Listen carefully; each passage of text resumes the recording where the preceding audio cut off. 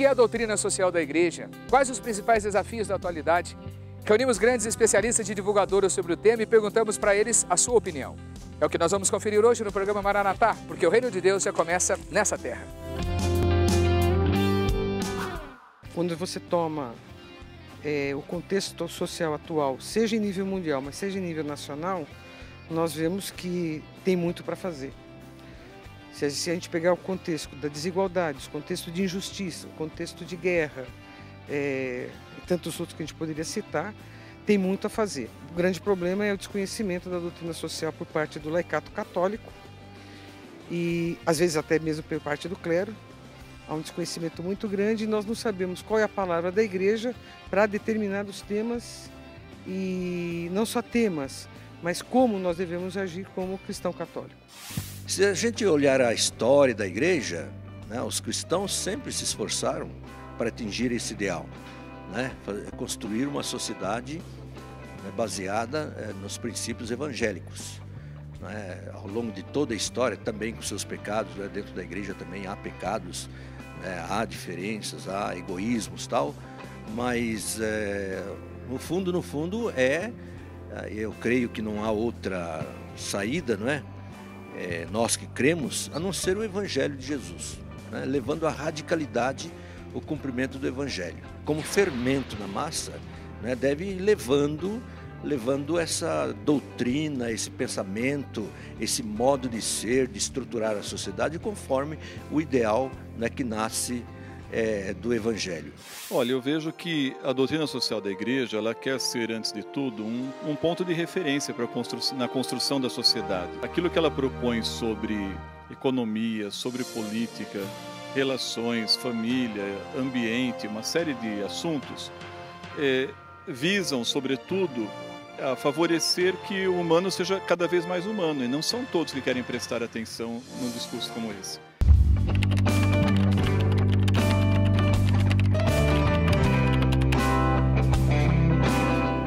É a responsabilidade de todos os cristãos, né, penetrar em todos os partidos e a partir de aí, a partir de aí, fazer um trabalho, né, de conscientização, de levar o Evangelho, a prática evangélica para os vários níveis da sociedade. Então, se a gente pode dizer um modo como a doutrina social da igreja pode ser implantada, né, essa é uma grande trabalho para os leigos. É claro que os consagrados, o clero, né, os bispos, os sacerdotes têm a grande missão de ensinar, né, de estar juntos, de caminhar juntos, de partilhar, tal, mas essa é a grande missão dos leigos, né, que o Concílio Vaticano II, como sabemos, veio abrir muito, mas, por outro lado, nós ainda devemos fazer muita coisa para que os leigos sejam realmente conscientizados disso. Aliás, eles já fazem muito trabalho, né? Mas ainda é insuficiente para chegar à resposta da sua pergunta, né? De como implantar realmente a doutrina social da igreja.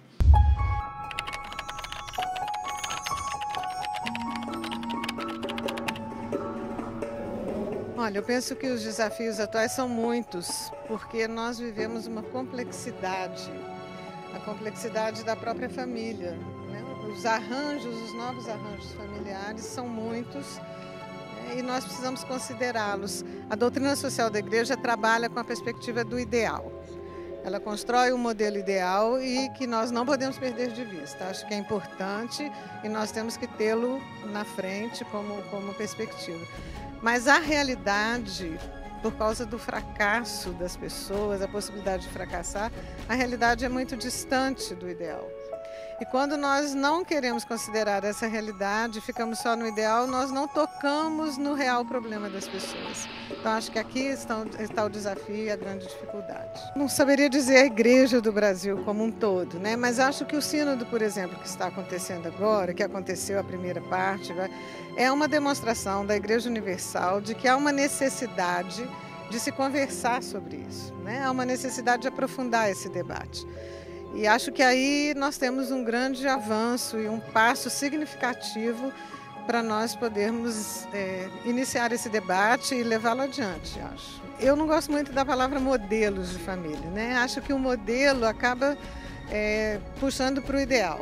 Há um modelo ideal, né, talvez idealizado, seria melhor dizer, projetado, mas acho que nós temos que contar contar com novos arranjos, que talvez não sejam modelos, mas sejam arranjos reais e modos de viver reais das pessoas que nos seus interrelacionamentos acabam se compondo como lugares de sustentação, de apoio, que nós chamamos de família, né? Então esses novos arranjos precisam ser considerados. Se nós não os considerarmos, nós vamos ser simplistas ao apontar um único modelo numa sociedade complexa. É isso que penso.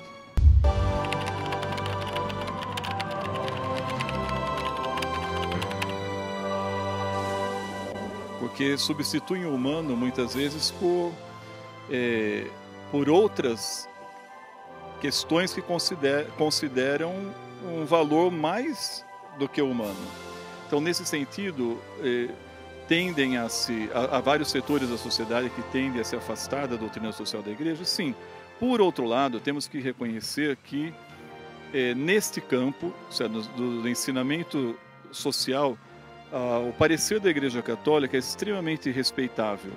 Ele chega até a influenciar muitas instâncias na sociedade, justamente porque ele é coerente, ele dá prioridade a quem de fato deve ser a finalidade de toda instituição, que é a pessoa humana. Ele se preocupa com a promoção do humano, com a defesa daqueles que têm seus direitos violados, muitas vezes de forma irresponsável, né, na sociedade. Eu acho que tende a haver um distanciamento, mas, por outro lado, a apreciação em relação a esse ensinamento é muito grande. E eu considero cada vez mais necessária para o contexto em que a gente vive. Eu acho que o tema mais urgente é a política. Aliás, o congresso de que estamos participando começou assim. A família e a cultura, né? Que abrange todos os setores. Eu acho que o tema que merece maior atenção, eu busco um pouquinho na teoria de Bauman.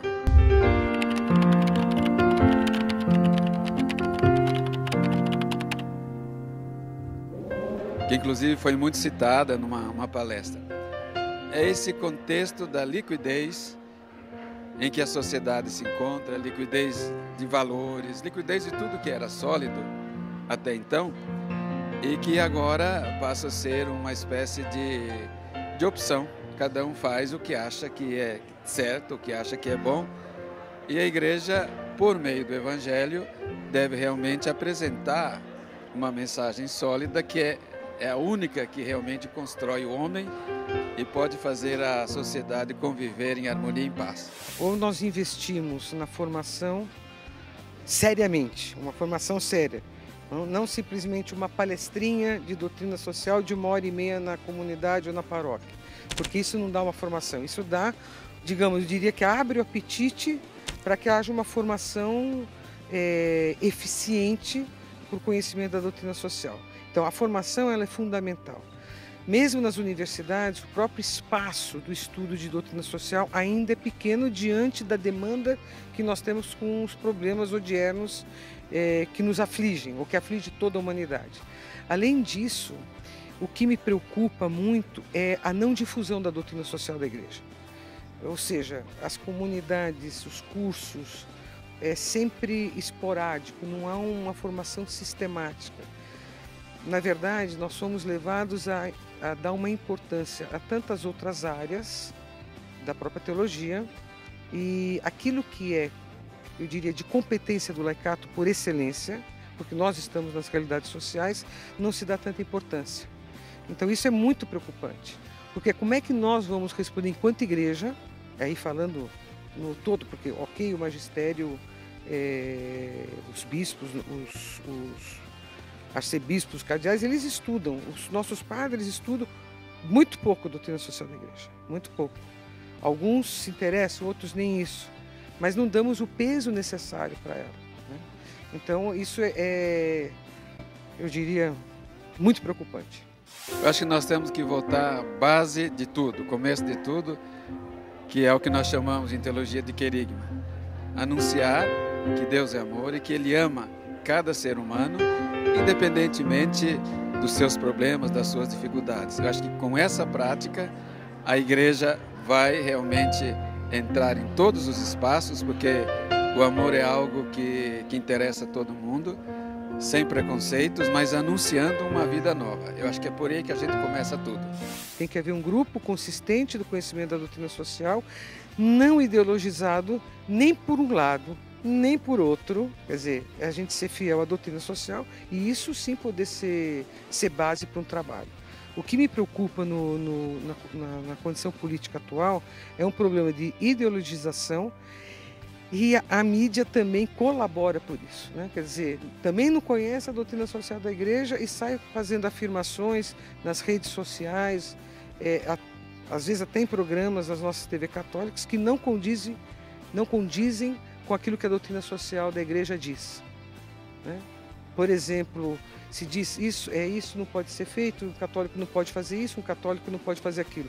Eu queria que, quando se falasse isso, desse a fonte para que a gente possa dizer, sim, não se pode. Ou, aí é ideologia própria. E quando a gente ideologiza, a gente deixa de ser fiel à palavra. Ci sono diverse strade per diffondere la dottrina sociale della Chiesa in maniera facile.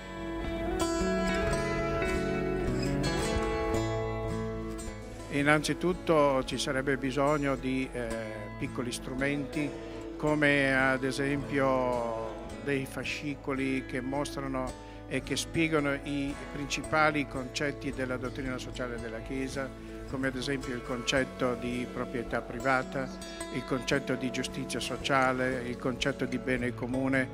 La dottrina sociale della Chiesa è formata da principi, da criteri di giudizio, da orientamenti pratici.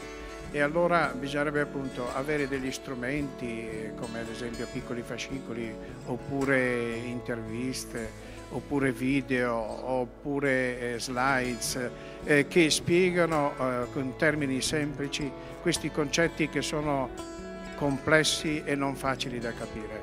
E poi c'è soprattutto una via che è quella della testimonianza della vita.